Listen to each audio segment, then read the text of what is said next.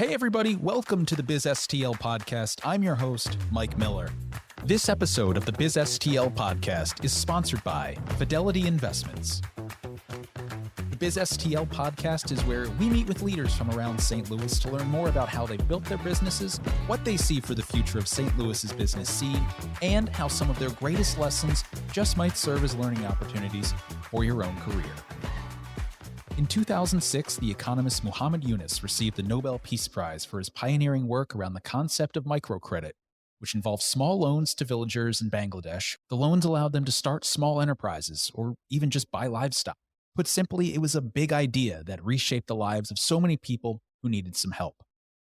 The same year that Yunus was recognized for his work, Rebecca van Bergen graduated from Washington University in St. Louis with a master's degree in social work. Yunus's idea was a source of inspiration for Van Bergen, who sought to create opportunities in emerging economies without forcing makers and artisans to carry significant debt. Today, Van Bergen's nonprofit Nest helps hundreds of thousands of makers, artisans, and creative entrepreneurs in well over 100 countries run craft-based businesses while also advancing gender equity and women's economic opportunities all over the globe. On today's show, we'll hear from Rebecca about running an impactful, internationally recognized nonprofit from St. Louis, Nest's mission to support women, and much more. Hang tight. We'll be right back. At Fidelity Investments Investor Center in Ladue, advisors put clients first by personalizing portfolios based on their unique goals, preferences, and needs. Experienced advisors help families effectively manage their wealth across generations. Fidelity's experience in this space comes with a deep understanding of the unique needs of clients who are looking to manage their wealth now and into the future. Contact the St. Louis Investor Center to set up a wealth planning overview by calling 314-569-2898 or visit fidelity.com.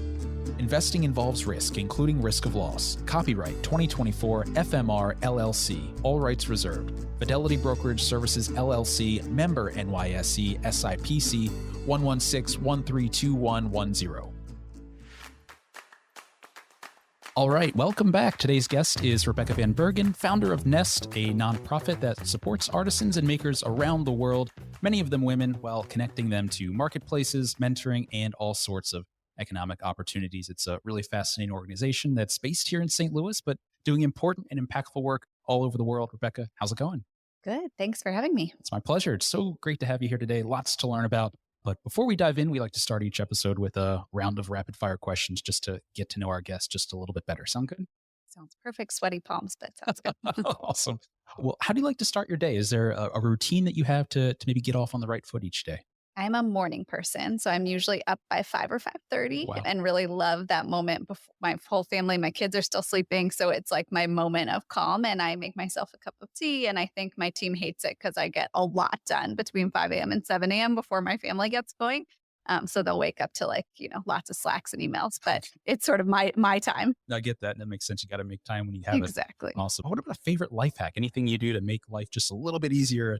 I'm super into the idea of microtasking. So taking big, which we can talk about later on the podcast too, but taking overwhelming tasks and breaking it into very tiny ones. So kind of micro cleaning, and anything. So taking small pockets of time when I can to kind of get things done. I think there's a lot I could learn from you on that. That sounds super helpful. What about a favorite book? Is there a go-to, maybe something you like to recommend to friends or something that's really touched you in a certain way? One of the books that really was formative to me, it's called Making India Work. And it was by this man named William Bissell, who is an American actually living in India. But India is one of the most complex countries. Its population is huge. It's very obviously poor and developing in some ways, in other ways, very emerging and has great assets, but hard to manage. And so he really takes what seems like an overwhelming place and breaks it into something meaningful and measurable and how you could start making policy difference in the country. And obviously, I'm hitting on themes already, but these ideas of taking complex problems and making them solution-oriented is important to me. I love that. Knowing a little bit about your work, I can see why that would be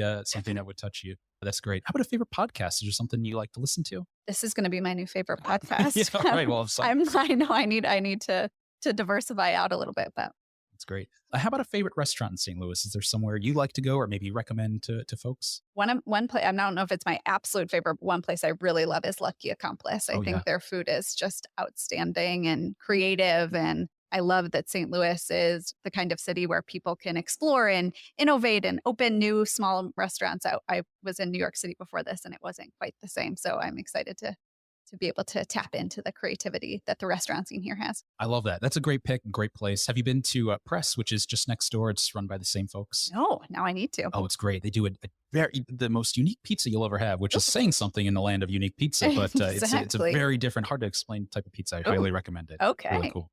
Well, it's a pleasure to have you here today. The Nest's origin story is really interesting to me in that you started this just as you were graduating from WashU with a master's degree in social work back in 2006. I mentioned at the top of the show how the work of Muhammad Yunus inspired a lot of the mission that you guys go about every day, even today. Maybe in your own words, can you just give us an overview of Nest and the work you guys do day in, day out? Sure.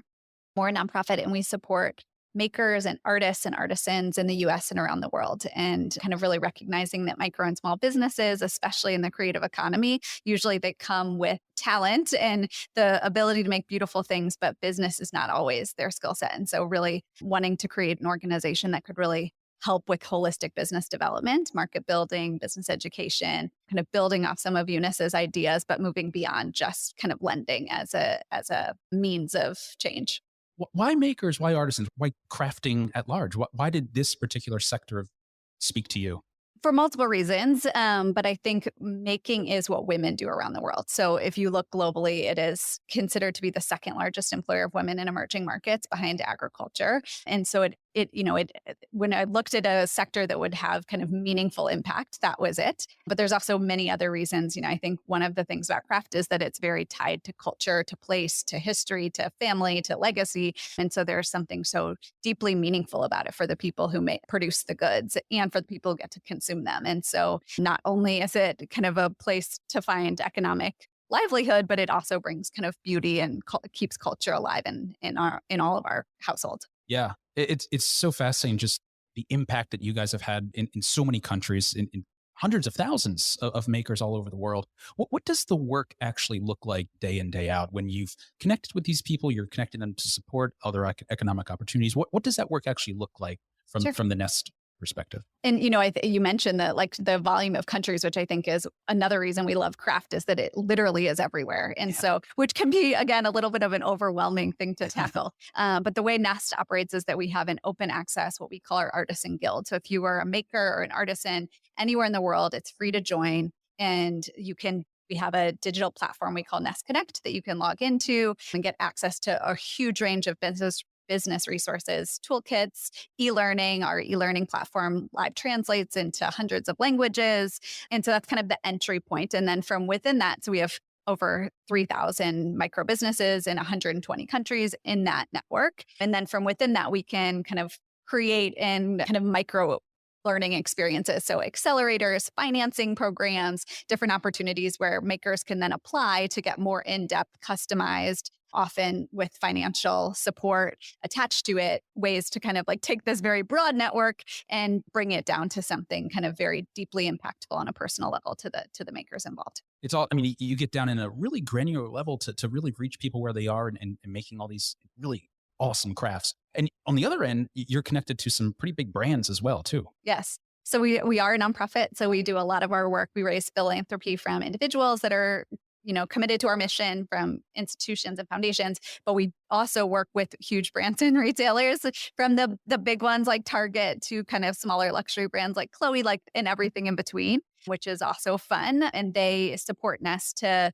kind of build and support makers within their supply chains, whatever that looks like. So, and obviously it looks very different for a luxury retailer than a Target. But what's fun about craft is that there's makers that fit both of those needs. It's awesome. I can only imagine, you started this in 2006 Mm-hmm. and all the experiences you've been able to have in the time in between. Is there maybe one story of working with a particular maker or artisan that has really stuck with you? Just a story of seeing someone and how your work has impacted them in their own work? Sure. We started very global as an organization. And then in the last 5 or so years, our work has really pivoted, and we do quite a bit now in the United States. Probably half of the work we do is in the US. And one of the places we work in the United States is called Gee's Bend, Alabama, which is like on this an actual bend of the Alabama River. The town's called Boykin, and it was a plantation. And after emancipation, many of the slaves ended up staying on that land. It was the Petaway plantation. Actually, a large majority of the women and community members who still live in that community carry the surname Petaway from that time. Oh. And they make this incredible modern form of quilting. And they've gotten some art collectors came into the community, bought them, and they've ended up in art museums and art galleries. But the women weren't prospering from that because the art collectors that bought the quilts were. Sure. And so it's taken a lot of effort from the community to kind of regain their notoriety. But it's taken time. The average annual income when we started working in the community was $16,000 a year. Not every home had plumbing and electricity. And it was just, yet their quilts are in the art museum. And so we helped build e-commerce opportunities. We partnered with Etsy, and now Chloe's done a collection, Greg Lauren's done a collection, and collectively those efforts have brought $1 million of direct revenue into that community in the last 2 years. Yeah, it's incredible. That's huge, impactful work that you can measure in really big numbers. That's amazing. It's really crazy. Wow. Well, it was interesting. You said that you're doing a lot of work domestically now too. It's not just, international is obviously a huge part too, but you're doing some other work domestically. Is there a difference between what that work looks like domestically as opposed to internationally? And I think the United States has such a rich craft history, but one of the things we started seeing with a lot of our corporate partners is that as things like Etsy and makers fairs and all of this started booming, they were really supporting more established makers who might have the ability to have like dual incomes and be able to invest in their small business. And so there was a pretty significant equity gap in the makers movement. And so we designed a program called Makers United, which is really around kind of identifying and supporting emerging makers and also recognizing that not all of the talent comes from Brooklyn, New York or Portland, Oregon, that here in St. Louis, we have amazing craft talent too. And so really trying to invest in a wide diversity of makers, which is our goal here in the States. One big difference is that in the United States, it's mostly singular makers, one woman, one man making craft. Internationally, it's often like cooperatives or larger groups of people. Craft is craft. Craft is craft. That's great. Well, it's a wild story just to think that you started this, in your old college apartment living here in St. Louis almost 20 years ago. How have you scaled this really in the last 2 decades? How have you gotten to this point right now where you are affecting so much change and so many people all over the world? I think it's been interesting. I like to say this at the start of conversations that Etsy was actually founded just a few months before Nest. And if you now it's so ubiquitous in our lives, and the idea of handmade is just Amazon has a handmade platform, Amazon of all places. And so it's just we take for granted, but that consumer movement is actually relatively young. It actually coincided with Nest's life cycle. And so I feel like to say it was a little bit of grit and a lot of luck that the timing was such that consumer trends were really changing in our favor. And then I think as, artisanship became a thing and larger companies wanted to invest in it, they didn't have the access, the resource, the tools, the know-how. And so we were able to kind of step in and fill a void of kind of consulting with companies on how to work with creative communities in ways that were kind of ethical and values aligned. Was there anyone you looked to for inspiration as you were getting this off the ground? Was there anyone who was maybe doing something sort of similar that you said, maybe there's something we could borrow from this? Was there any ideas that sort of helped this grow? There's been so many, and a lot of our corporate partners, I think, you think of some corporate partners as maybe being competitive, but really behind the scenes, they're actually really quite collaborative, especially around kind of social movements. And so, the CEO of Etsy, Josh Silverman, sits on our board. He's been a huge mentor of mine, obviously, we're like-minded. They're at huge scale, but really kind of helped me think about growth and opportunity. We work really closely with the team at West Elm. Their CEO is a founding member of our board as well. And just really kind of looking at this broader scaled landscape and seeing how Nest can fit into it, I feel really lucky that we've been mentored by some of the greats. That's awesome. Well, I'm so curious about the journey. Obviously, we mentioned you started this in St. Louis and then ended up in New York. How did you end up from St. Louis to New York? What took you out there?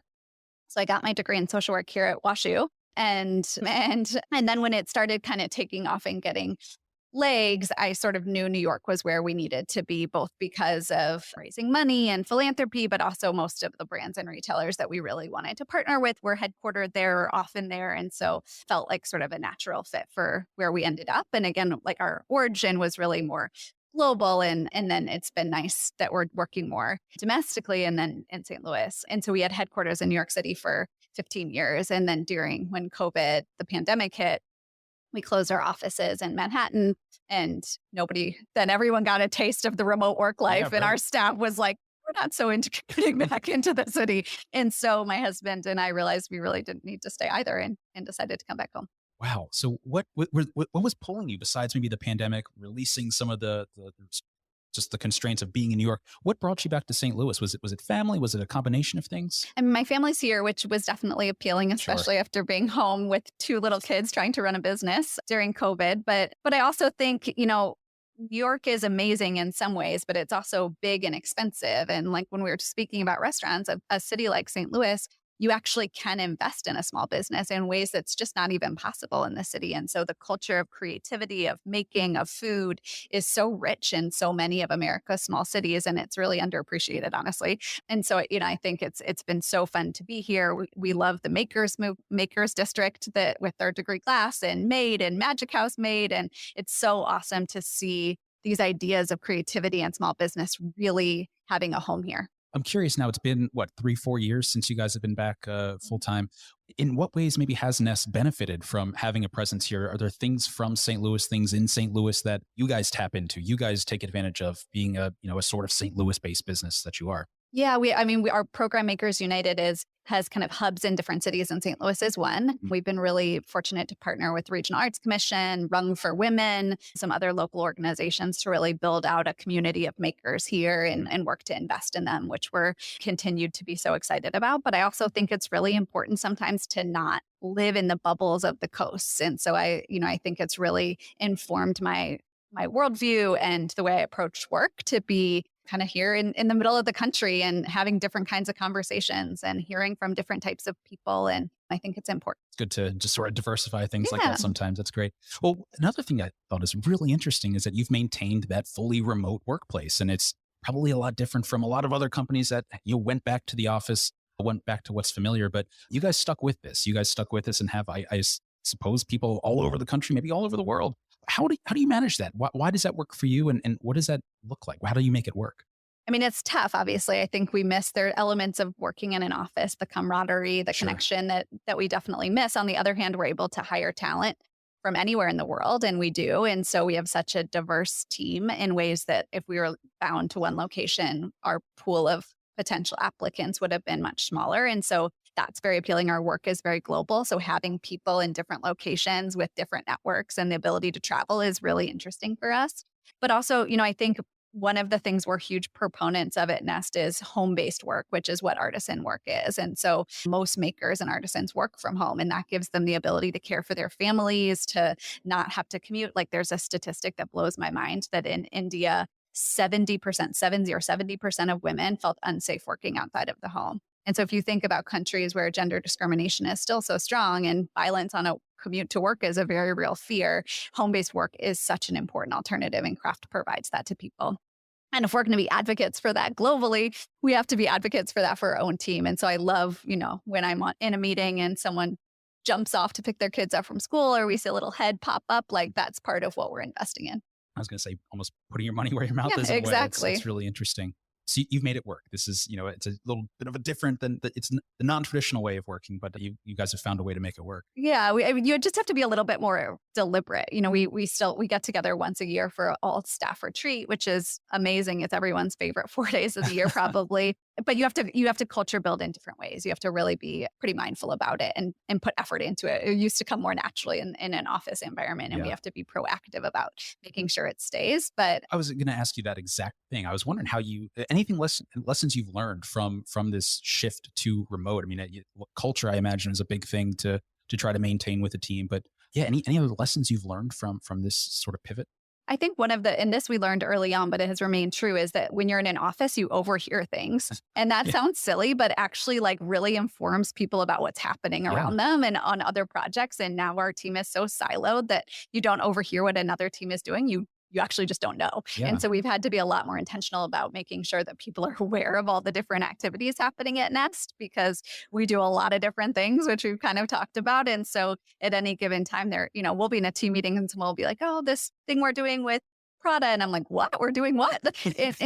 So there's like an element of having to be a lot more careful and intentional about sharing, which sounds sort of silly, but is actually harder than it seems. No, that makes total sense. It's amazing sometimes where inspiration comes from and how great ideas come about. And sometimes it is just overhearing someone or being in the presence of someone. It's probably not to be discounted. Very true. Yeah, absolutely.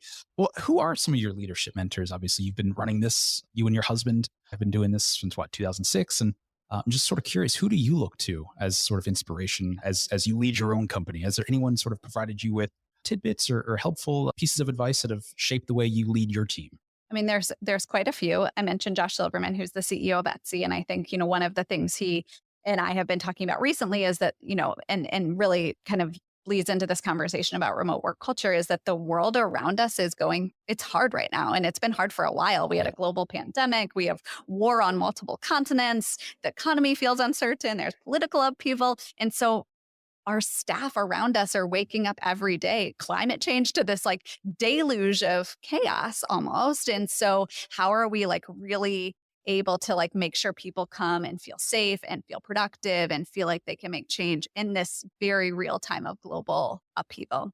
And I think about that a lot. And, one of the things he shared with me, which I've taken to heart, is that we get to work with craft, and craft is all about being creative with almost nothing. Most makers were poor. And so they took scraps of material and made a quilt, or they turned dirt and clay into beautiful pottery. And so, in this time of change and hardship, like we get to work with people who literally make magic with almost nothing. And so how do we harness that same like ingenuity and creativity and like really pull through hard times as a sector, which I think a lot about.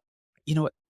I had not thought about it that way, but that's awesome. I mean, you have all this inspiration right in front of you every day in all sorts of angles, all sorts of different ways. That's really got to be really impactful for you.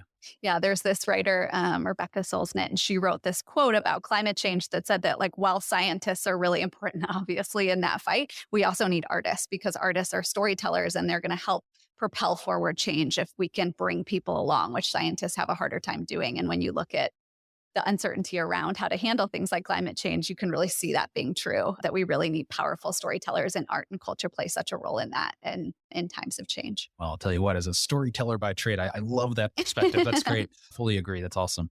What's the future of Nest? What's coming down the pike in the next couple of years? Any cool initiatives or anything you guys are doing to shape the future of the company and help makers in new ways? I mean, steady on, obviously. I think it's important. We've had to pivot a few times with the different changes, and we want to make sure we're prepared for any else that come. But I think one of the things we're particularly interested in is the idea around technology and how technology and handcraft intersect or don't. And we're often asked about that because as automation rises, will handcraft disappear? And in our minds, we've really seen that like the more things automate and the more robotics and AI take over, the more people crave the authenticity of craft. And so those movements actually have been rising in steady parallel. So one, it kind of needs and feeds the other, but really thinking through kind of how do we define craft, and is there a place for technology within handcraft, like 3D printing and the use of tools and technology to do art, I think is kind of a new frontier. And there's, some purists who maybe disagree with me, but we're really excited to think about what those intersections look like. That's a fascinating just thought exercise just to think about that, because you're right. When I think about craft, I'm not necessarily thinking about 3D printers or, advanced technology or anything like that. But that's so interesting that maybe that is being melded into the definition of craft and the future of craft. Yeah. That's really interesting. Well, Rebecca, thank you so much for coming today. It was really insightful. I love hearing about this company. Do awesome work all over the world. It's great to have you. Thank you so much for having me. It was a pleasure to talk to you. Thanks again to Rebecca van Bergen for joining the pod today. Ever since I learned about Nest a few years ago for a story in St. Louis Magazine, I've thought their work is a super creative approach to helping people develop sustainable working opportunities around the world. It's also cool that Nest has roots and an ongoing presence right here in St. Louis. That'll do it for this episode of the BizSTL podcast. Please don't forget to hit that subscribe button and share this episode with your friends, family, and colleagues. Stay connected with us by subscribing to our BizSTL leadership newsletter at stlmag.com/newsletters and follow along on Instagram at St. Louis Mag. If you loved what you heard, show us some love by rating and reviewing us on Apple Podcasts, Spotify, or wherever you choose to listen. We appreciate your support and can't wait to have you join us again. Until next time, I'm Mike Miller.